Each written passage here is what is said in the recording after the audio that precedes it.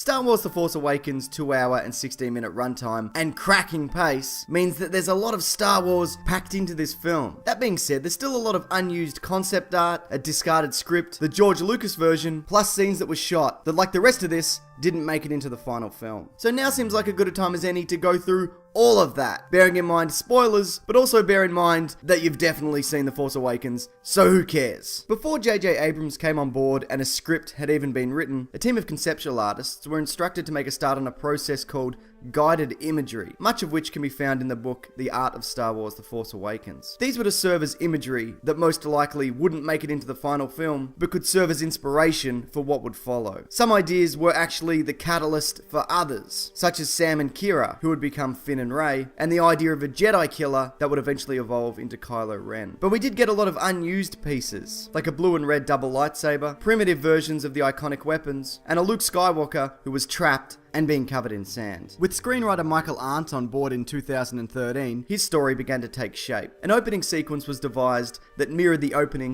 of the 1977 original, this time concluding with a crashed Star Destroyer. Part of this story also revolved around retrieving information for the lost Jedi temples inside the now underwater Imperial throne room from Return of the Jedi, and a sequence that involved Rey, who was still Kira, shredding 2 Imperial Star Destroyers with a lightsaber. Though some ideas did make it into the final film, such as one of the protagonists being a stormtrooper that's defected, the majority was cut, including a very present Luke Skywalker, because it was thought whenever he appeared, he pulled attention away from the new protagonists. After J.J. Abrams and Lawrence Kasdan took over writing duties, more familiar elements began to appear, none of which were George Lucas's ideas that Disney actually bought in their Lucasfilm acquisition, which included that the new leads were in their early teens. Abrams at one point was keen on a Vader imposter appearing in the film, with the intention of tormenting Luke Skywalker, and another idea that Vader himself wasn't a one-off, and his title and look could be passed on to another. It was also around this time that Vader's melted helmet was to be the driving force of the movie, and not the discovery of the Skywalker lightsaber and the search for Luke. An early opening sequence actually had the lightsaber fly into frame after the opening crawl, crash landing and then finding its way to Rey. Another early idea was to have Poe Dameron die after his action-packed introduction. Finn still defecting from the First Order, but after witnessing them eject some rebel soldiers out of an airlock, a scene with a Jedi killer destroying X-Wings using the Force, a giant drill that was used to infiltrate Maz Kanata's castle, and BB-8's introduction, when he was then known as Surly, which would take place on a repair conveyor belt, with the droids that were beyond repair being thrown into a furnace. Also, the idea of Han Solo living through the narrative and appearing in subsequent films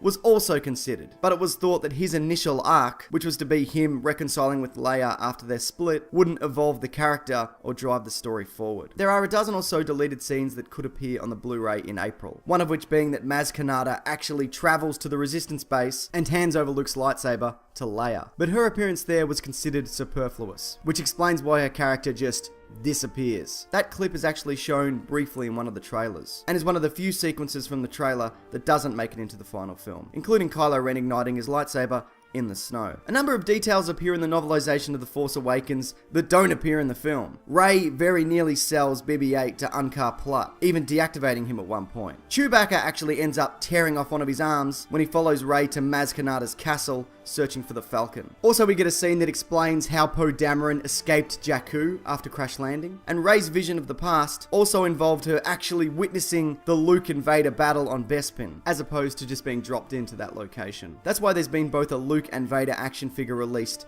in the Force Awakens toy line. The character of Snoke is also elaborated on, with one of his sequences from the film expanded to the point where it explains that he's old enough to have witnessed the rise and fall of the Galactic Empire, and makes mention of what makes Ben Solo so important and so strong. I've never had a student with such promise.